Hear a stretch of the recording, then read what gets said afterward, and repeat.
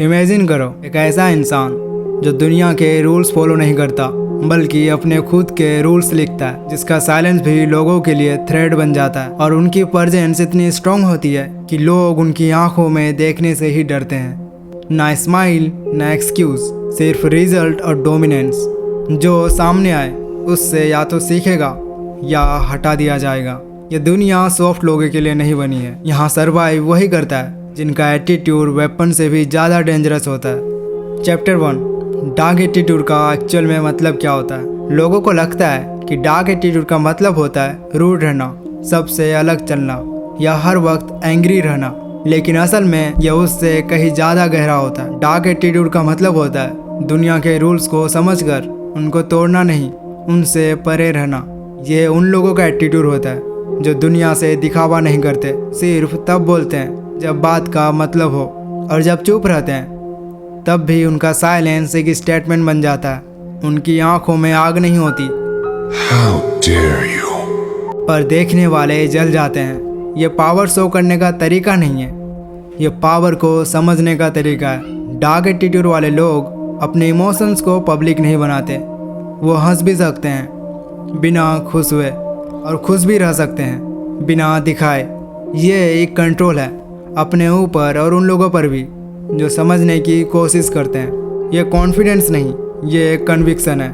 Confidence एक reaction है, जैसे किसी ने तारीफ किया आप खुश हो गए, लेकिन कन्विक्शन वो होता है जब तारीफ मिले या ना मिले आप फिर भी एक ही स्टेट ऑफ माइंड में रहते हो। आपको पता होता है कि आप क्या हो, आप किस काबिल हो और दुनिया क्या समझे, इसका कोई फर्क नहीं पड़ता। ये उन लोगों के लिए है जिन्होंने दर्द को एनर्जी में बदला है, जिन्होंने भरोसा तोड़ने के बाद भी भरोसा करना नहीं छोड़ा, पर अब वो आंखों से ही पहचान जाते हैं कि किस पर भरोसा करना है, किस पर नहीं करना है। जिन्होंने हार के बाद जीत की वैल्यू समझी, जिन्होंने जीत के बाद भी ईगो नहीं बनाया।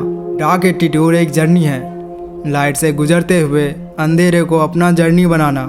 दुनिया समझती है कि हर किसी में कुछ खास होता है, लेकिन सच यह है जो ट्रूली बिल्ट डिफरेंट होता है वो दुनिया जैसा सोचता ही नहीं। जब लोग इमोशंस में डिसीजन ले रहे होते हैं, ये इंसान सिर्फ रिजल्ट पे फोकस करता है। जब लोग दोस्ती दिखाते हैं एक्सपेक्टेशन के साथ, ये इंसान दोस्ती भी करता है लेकिन उसके कुछ टर्म्स होते हैं। Chapter 2, science of dark attitude personality.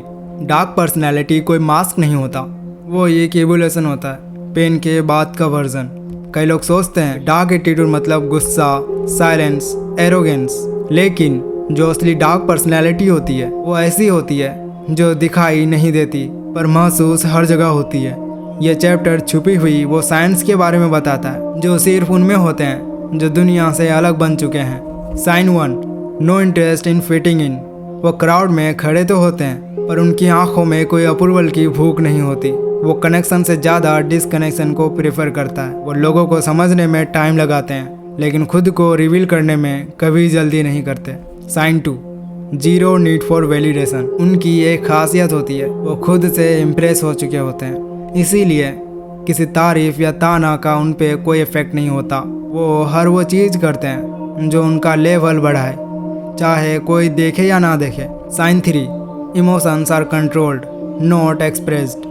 जब सब लोग चिल्ला रहे होते हैं ये इंसान सिर्फ ऑब्जर्व करता है। वो अपने गुस्से को यूज़ करता है ना कि लूज करता है। वो खुद पे कंट्रोल का मास्टर बन चुका होता है, इसीलिए सामने वाले को हमेशा डाउट होता है यह बंदा कब ब्लास्ट करेगा। Sign 4, deep privacy even in public. उनका दर्द, उनके गोल्स, उनका माइंडसेट किसी के लिए ओपन नहीं होता। उनका फेस काम होता है बट अंदर से एक जंगल जल रहा होता है। वो दुनिया को दिखाते हैं जो दुनिया देख सकती है। Sign 5, they don't forgive easily. लोग माफ़ी दे देते हैं ताकि दिल हल्का हो जाए। ये लोग या तो सब याद रखते हैं या किसी को एग्जिस्टेंस से हटा देते हैं। वो रिवेंज नहीं लेते, वो इरेज कर देते हैं, और जब तक इरेज नहीं करते वो कोल्ड डिअटैच रहना सीख जाते हैं। Chapter 3, how to build this dark attitude. Number 1, सबसे पहले पेन का मतलब समझना सीखिए। हर इंसान दर्द से गुजरता है, लेकिन कुछ लोग उससे सिर्फ रोते हैं और कुछ लोग उस दर्द को आर्मर बना लेते हैं। डार्क एटीट्यूड वही लोग डेवलप कर पाते हैं जो अपने इमोशनल पेन को फ्यूल बनाते हैं, ना कंप्लेन करते हैं ना जस्टिफाई। दर्द को अंदर दफन नहीं करते, उसे सेव देते हैं।